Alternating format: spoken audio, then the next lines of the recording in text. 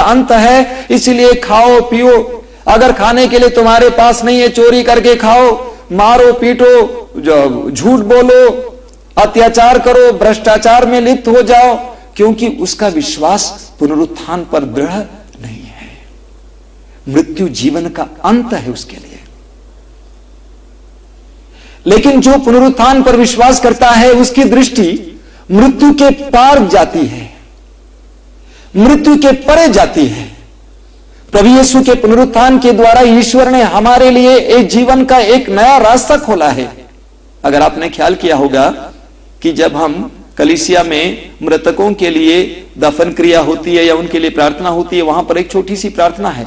उस प्रार्थना का हिस्सा यह है कि मृत्यु जीवन का विनाश नहीं है, बल्कि जीवन का विकास है। मृत्यु जीवन का विनाश नहीं है, बल्कि जीवन का विकास है। जब पुनरुत्थान पर मेरा विश्वास दृढ़ होता जाएगा तो मेरी दृष्टि आगे की ओर देखेगी। यूहन्ना के सुसमाचार के अध्याय 1 उसके वाक्य 37 में हम पढ़ते हैं कि प्रभु यीशु यूहन्ना बपतिस्ता के शिष्यों से पूछते हैं कि तुम क्या ढूंढ रहे हो? What are you looking for? आज इस समय हम ये ख्याल करें कि हम क्या ढूंढ रहे हैं। What am I looking for? मैं किस चीज की खोज कर रहा हूं?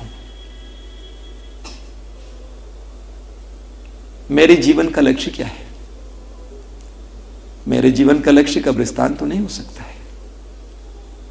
अगर मेरे जीवन का लक्ष्य कब्रिस्तान है या श्मशान घाट है, तो मुझ में और जानवरों में क्या फर्क है?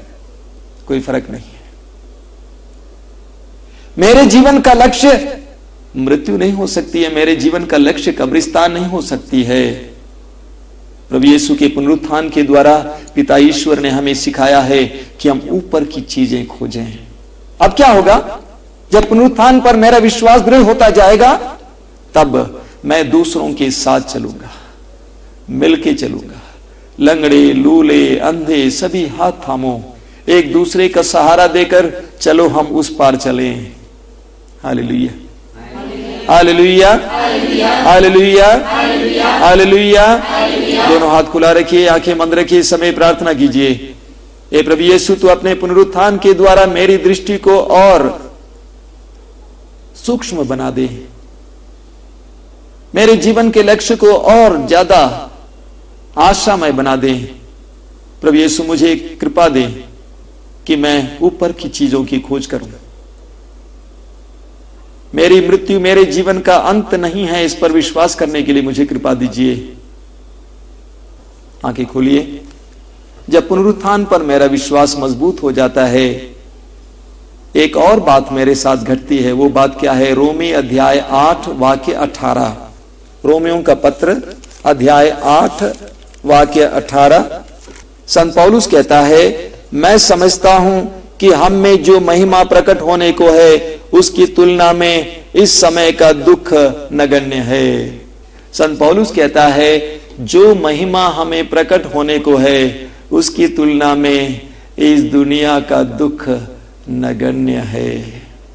जब पुनरुत्थान पर मेरा विश्वास बढ़ता जाएगा, दृढ़ होता जाएगा, मेरे अंदर इस संसार के दुखों को सहने की शक्ति आएगी। हम मकाबियों के ग्रंथ में पढ़ते हैं, एक माता की आंखों के सामने उसके 7 युवा लड़के, युवा बेटे मार डाले गए, और बार बार वो मां अपने बेटों को इस बात के बारे में समझाते हुए प्रोत्साहन दे रही थी कि पुनरुत्थान के दिन तुम्हें नया जीवन दिया जाएगा। Hallelujah, hallelujah. तो जब प्रभु यीशु के पुनरुत्थान पर और अपने पुनरुत्थान पर हमारा विश्वास दृढ़ होता जाएगा, तब हमें दुख झेलने की शक्ति मिलेगी। हम कलीसिया के इतिहास में पढ़ते हैं, प्रभु यीशु के मरने के करीब 300 साल तक मसीही कलीसिया पूरे रोमा साम्राज्य में एक अवैध धर्म माना जाता था, और इसीलिए वहां पर मसीही लोगों पर अत्याचार होता था। मसीहियों को मार डालने के लिए ऐसे अरेना, ऐसे जगह बनाए जाते थे, अखाड़े बनाए जाते थे, जहां पर लोग उनको मरते हुए देखने के लिए बैठे रहते थे। जब भूखे शेर के खड्ड में वे डाले जाते थे और उनकी हड्डियां तोड़ी जाती थी तो लोग तालियां बजाते थे। करीब 300 साल तक प्रभु यीशु के शिष्य यीशु के लिए मरने के लिए तैयार हुए। क्यों तैयार हुए? क्योंकि प्रभु यीशु के पुनरुत्थान और अपने पुनरुत्थान पर उनका विश्वास मजबूत था, और इसलिए हिम्मत के साथ वे दुख झेलते हैं। अब देखिए संत पौल की बात लीजिए, संत पौलुस की बात लीजिए, जो प्रभु के शिष्यों का पर अत्याचार करता था, प्रभु के पुनरुत्थान का अनुभव करने के बाद स्वयं अत्याचार सहने के लिए तैयार हुआ। प्रेरितों के कार्यकलाप में हम पढ़ते हैं कि किस तरह पौलुस के साथ अत्याचार हुआ था। कितने बार वो जेल में डाला गया था, कितनी बार उनकी पीठ पर कोड़ों की वर्षा हुई थी, तब भी उनका विश्वास टूटा नहीं, क्योंकि वो पुनरुत्थान पर विश्वास करते थे। Hallelujah, hallelujah, hallelujah, hallelujah. जब हमारा विश्वास पुनरुत्थान पर मजबूत हो जाता है, एक और बात हमारे अंदर आ जाती है। हम कुरिन्थियों के दूसरे पत्र के अध्याय 4 में पढ़ते हैं, उसके वाक्य 16 और 17 में संत पौलुस कहता है, यही कारण है कि हम हिम्मत नहीं हारते। यही कारण है कि हम हिम्मत नहीं हारते। हमारे शरीर की शक्ति भले ही क्षीण होती जा रही हो, किंतु हमारे अभ्यंतर में दिन प्रतिदिन नए जीवन का संचार होता रहता है, क्योंकि हमारी क्षण भर की हल्की सी मुसीबत हमें हमेशा के लिए अपार महिमा दिलाती है। कितनी सुंदर वचन है, इसको दोहराइए, मेरे पीछे दोहराएं। प्रभु का वचन कहता है, यही कारण है कि हम हिम्मत नहीं हारते। हमारे शरीर की शक्ति भले ही क्षीण होती जा रही हो, किंतु हमारे अभ्यंतर में दिन प्रतिदिन नए जीवन का संचार होता रहता है, क्योंकि हमारी क्षण भर की हल्की सी मुसीबत हमें हमेशा के लिए अपार महिमा दिलाती है। हालेलुया। देखिए संत पौलुस क्या कहता है, यही कारण है कि हम हिम्मत नहीं हारते। क्या कारण है? वाक्य 14 में संत पौलुस कहता है, हम जानते हैं कि जिसने प्रभु ईसा को पुनर्जीवित किया, वही ईसा के साथ हमको भी पुनर्जीवित कर देगा। Hallelujah, hallelujah. हम इस वचन को भी दोहराएंगे। प्रभु का वचन कहता है, हम जानते हैं कि जिसने प्रभु ईसा को पुनर्जीवित किया, वही ईसा के साथ हमको भी पुनर्जीवित कर देगा। संत पौलुस कहता है, यही कारण है कि हमारा शरीर भले ही निर्जीव होता जा रहा हो, हमारे शरीर में भले ही हमें कई प्रकार की यातनाएं सहनी पड़े, तब भी हमारे अभ्यंतर में नए जीवन का संचार होता है, और यहां होने वाली हल्की सी मुसीबत के जरिए हमें बहुत बड़ी महिमा प्राप्त होगी।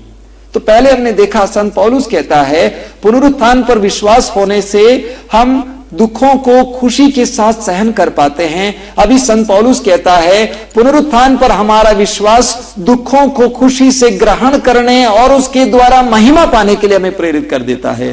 कलीसिया में हम कई संतों के बारे में पढ़ते हैं जो अपने जीवन में प्रभु से दुख मांगते थे। हमारे ही देश में एक महान संत बनने वाली हैं, धन्य अल्फोंसा केरल की, और वो प्रभु से कहा करती थी कि हे प्रभु, मुझे तू दुख दे।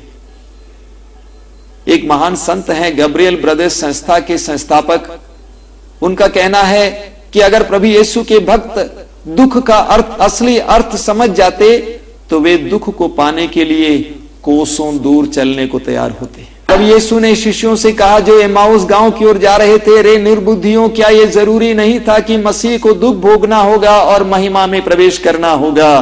तो दुखों के द्वारा महिमा का अनुभव होगा। ये हमें गारंटी, ये हमें अनुभव प्रभु यीशु के पुनरुत्थान से मिलता है। Hallelujah, hallelujah, hallelujah. प्रभु यीशु पर हमारे विश्वास, प्रभु यीशु के पुनरुत्थान पर हमारा विश्वास मजबूत होता जाता है और हमें प्रभु यीशु के द्वारा मुक्ति का अनुभव मिलता है। पुनर्जीवित यीशु के लिए अपने हृदय को खोलिए, अपने मन को खोलिए। यीशु जीवित है, पुनर्जीवित यीशु हमारे साथ है।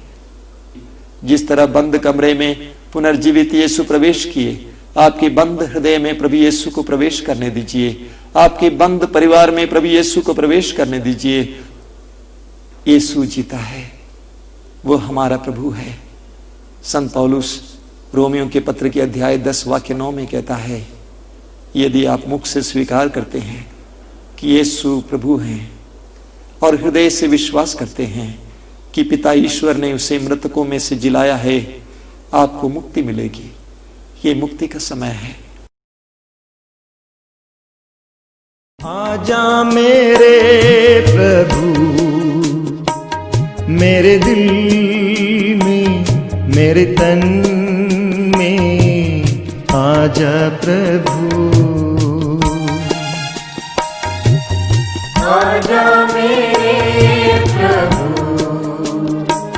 मेरे दिल में, मेरे तन में आजा प्रभु। केयर ऑफ मातृधाम आश्रम, क्राइस्ट नगर पोस्ट, वाराणसी 221003। Phone number 054222908161।